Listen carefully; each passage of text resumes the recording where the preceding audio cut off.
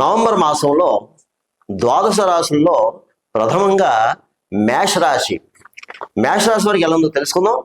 మేషరాశి అశ్విని 1, 2, 3, 4 పాదాలు, అలాగే భరణి 1, 2, 3, 4 పాదాలు, అలాగే కృత్తిక 1వ పాదం మేషరాశిలోకి వస్తాయమ్మా. అయితే ఈ రాశి వారికి ఈ మాసంలో మిశ్రమ ఫలితాలు కనిపిస్తున్నాయమ్మా. కొన్ని విషయాలు అనుకూలంగా జరుగుతాయి, కొన్ని విషయాలు ప్రతికూలంగా జరుగుతాయి. అయినా సరే కంగారు పడాల్సిన పని అయితే లేదు. మీ పని మీరు చేసుకుని వెళ్ళిపోండి.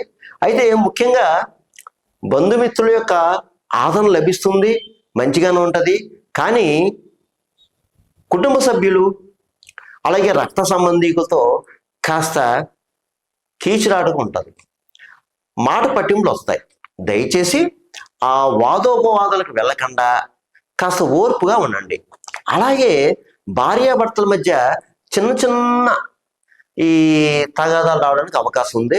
దయచేసి భార్యాభర్త అర్థం చేసుకోండి, అర్థం చేసుకుని పరిస్థితులు మెరుగుపడేలా చూసుకోండి. అంతేగాని విషయాన్ని సాగతీయొద్దు దయచేసి. ఇకపోతే మీకు ఈ మాసంలో కొన్ని అవకాశాలు వస్తాయి.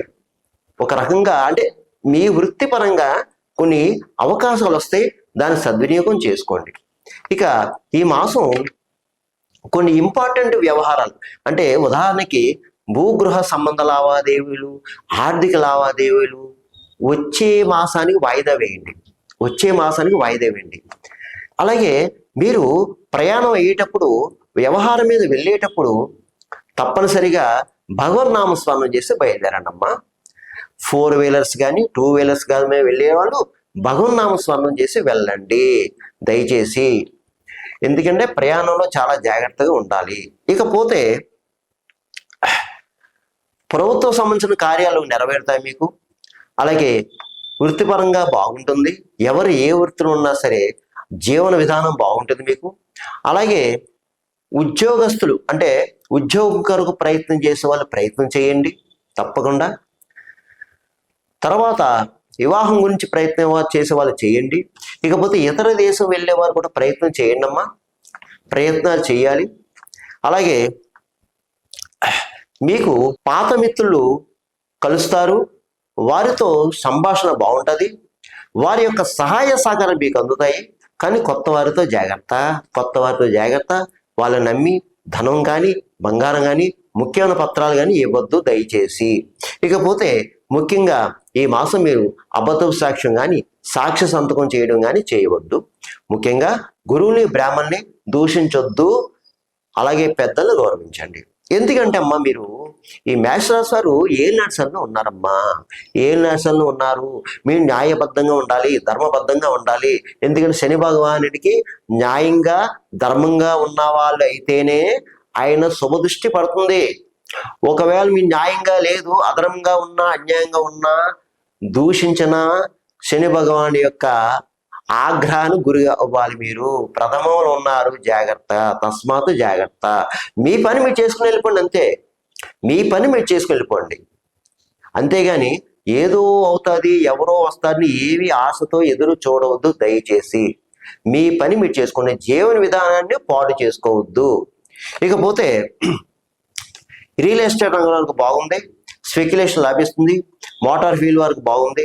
అలాగే ప్రైవేట్ కాంట్రాక్ట్స్ కూడా బాగుంది. కానీ ప్రైవేట్ కాంట్రాక్ట్స్కి ఒక సందర్భంలో కాంట్రాక్ట్లు దగ్గరికి వచ్చి మళ్ళీ వెనక్కి వెళ్ళిపోతుంటాయి. కానీ కంగారు పడొద్దు, ఏదో విధంగా వస్తాయి. ఇక రాజకీయ నాయకులు మాత్రం చాలా జాగ్రత్తగా ఉండాలన్నయ్యా. మీరు ముఖ్యంగా మీకు శత్రువులు ఉన్నారు, అంటే తెలియని శత్రువులు ఉన్నారు. మీ వెన్నంటే కొన్ని వెన్నుపోటు పొడుస్తారు. అలాగే ధనం మంచిలా ఖర్చు అవుతుంది మీకు. ముఖ్యంగా ప్రయాణ విషయం జాగ్రత్త, ఆరోగ్య విషయం జాగ్రత్త అండయ్యా రాజకీయ నాయకులు. ఇకపోతే సినిమా రంగం, టీవీ రంగం వారికి, కళారంగంలో ఉన్న వారికి, అన్ని రకాల డిపార్ట్మెంట్ వరకు కూడా మిశ్రమ ఫలాలు కనిపిస్తున్నాయి.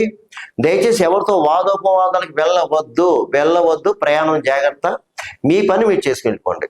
ఇక వ్యాపారస్తులు బాగానే సాగుతుంది వ్యాపారం, అన్ని రకాల వ్యాపారస్తులకి బాగుంది. అలాగే ప్రభుత్వ సంబంధం, ప్రైవేటు సంబంధించిన ఉద్యోగస్తులు కూడా బాగుంది. పై అధికారులు ప్రశంసలు పొందుతారు. అయితే స్థల మార్పు కనిపిస్తుంది, స్థానచలనం ఉంది. ఏం కంగారు పడొద్దు, మంచిగానే జరుగుతుంది. ఇకపోతే చదువుకునే వారు విద్యార్థులు చక్కగా చదవడమే, ఇతర వ్యాపకాలు ఏం పెట్టుకోవద్దు. ఇక వివాహం కానీ అమ్మాయిల అబ్బాయిల ప్రయత్నం చేసుకోండి. ఈ యొక్క నేను చెప్పిన ఈ నవంబర్ మాసంలో రాశి ఫలాలు కేవలం మీకు 60% వర్తిస్తుంది. మిగతా 40% మీ జన్మజాతకం, జన్మలగ్నం, లగ్నాతో ఉన్న గ్రహాల యొక్క పరిస్థితి, జరిగే దశ అంతర్దశ ఆధారపడుతుంది. ఎందుకంటే నేను చెప్పిన ఫలితాలు అందరికీ జరగాలని రూల్ లేదు. కొంతమందికి జరగచ్చు, కొంతమంది జరగకపోవచ్చు. జరగాలని రూల్ లేదు, జరగకూడదని రూల్ లేదు. చాలా మంది కాల్ చేస్తారు, గురుగారు మీరు చెప్పిన ఫలితాలు బాగున్నాయండి, పరిహారాలు చేసాము, మాకు సక్సెస్ అయ్యాను కొంతమంది గురుగారు మీరు చెప్పారు కానీ నాకు అవ్వట్లేదండి అని కొంతమంది అన్నారు. అందుకే దయచేసి మీరు గమనించండి, మీ జన్మజాతకం మీద కూడా ఆధారపడుతుంది.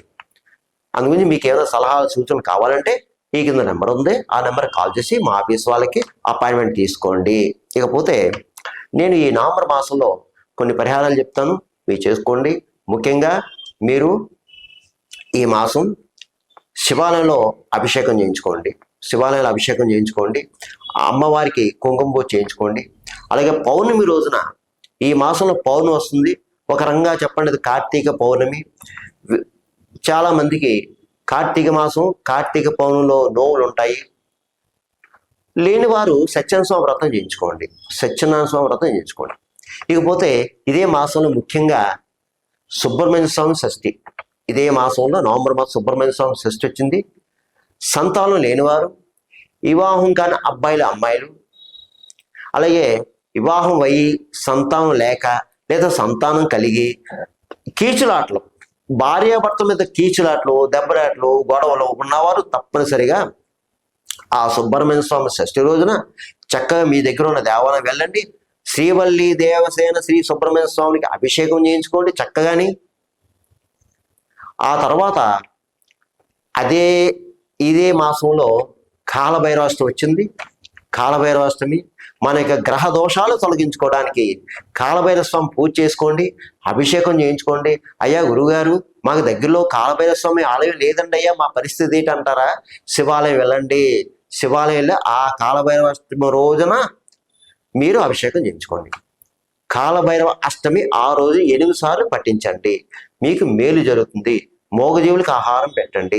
ముఖ్యంగా కాలభైరవాష్టమి రోజున కుక్కలకి ఆహారం పెట్టండి, పెరుగన్నం పెట్టండి, బిస్కెట్లు పెట్టండి, బ్రెడ్ పెట్టండి. ఆ కాలభైరవం శాంతించి మీకు గ్రహ దోషాల నుంచి విముక్తం చేస్తాడు.